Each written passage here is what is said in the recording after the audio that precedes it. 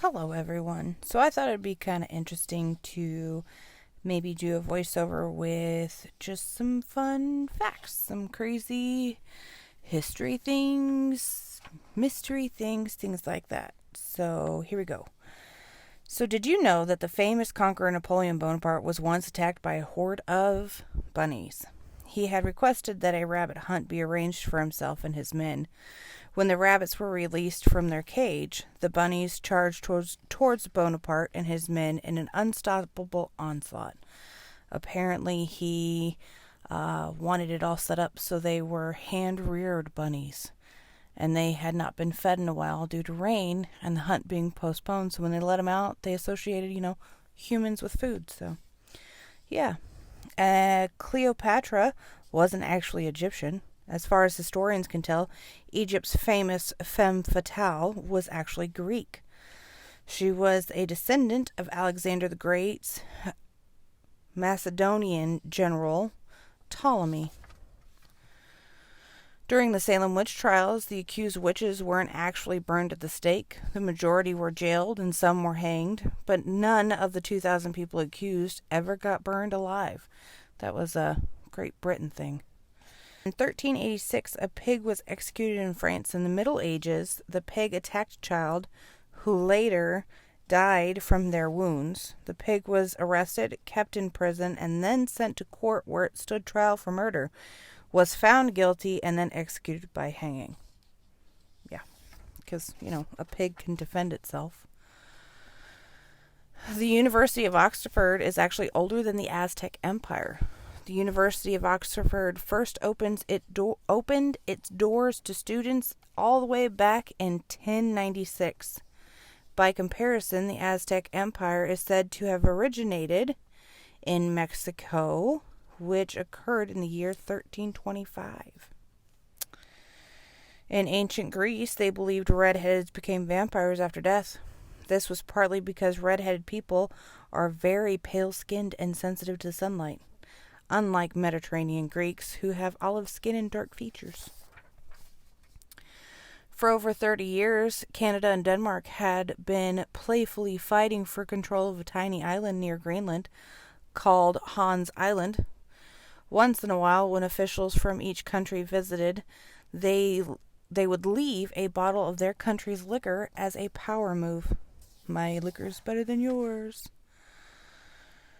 Vladimir Pravik was one of the first firefighters to reach the Chernobyl nuclear power plant on April 26, 1986. The radiation was so strong that it changed his eye colors from brown to blue. Like the majority of first responders to the radioactive disaster, Vladimir died 15 days later from severe radiation poisoning. All around a bad thing.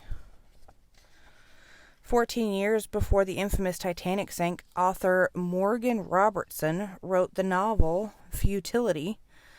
It was about the large unsinkable ship Titan hitting an iceberg in northern Atlantic.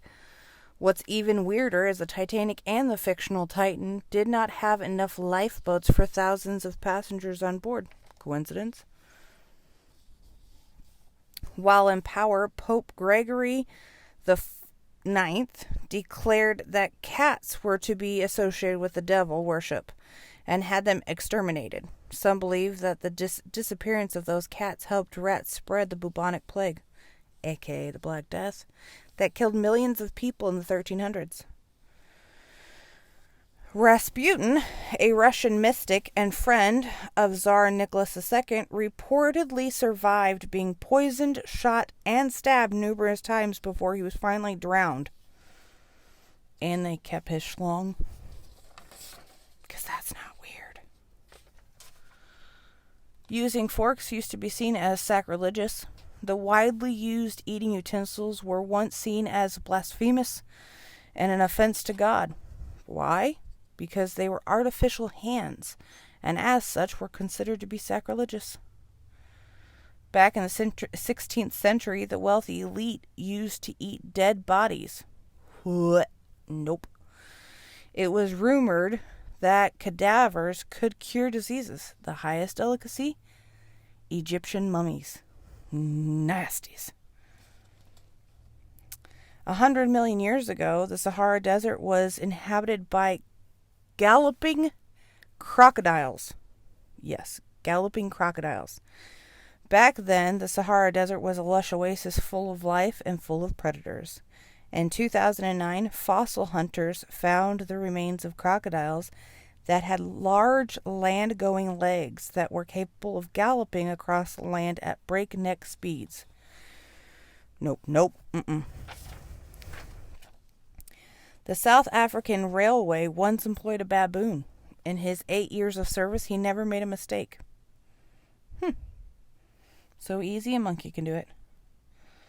The Tale of Two Lovers, an erotic novel, was one of the best-selling books in the 15th century. It was written by Pope Pius II before he assumed the papacy. Dirty old man.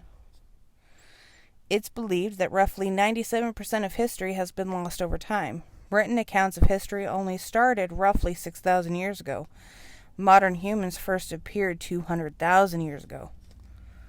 It's a lot of lost history. The Dutch Sicily War lasted 335 years and had no battles or deaths. Spanning between 1651 to 1986, the war was a byproduct of the English Civil War and the decision of the Dutch to side with the parliamentarians over the Royalists. The Royalists had raided a few Dutch-shipped vessels in revenge before fleeing back to the Isles of Sicily. The Dutch turned up demanding reparations from the Royalists, and when they didn't pay up, declared war. But they decided to call it a day and go home pretty sharply, as they realized the Royalists didn't have a penny to their name.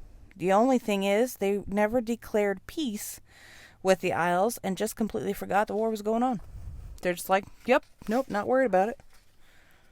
Those are my kind of wars. 1 in 200 men are directly descendants of Genghis Khan. The Mongolian emperor was known for siring at least 11 children. Scientists conducted a study in 2003 that showed that 1 in 200 men shared a Y chromosome with a conqueror.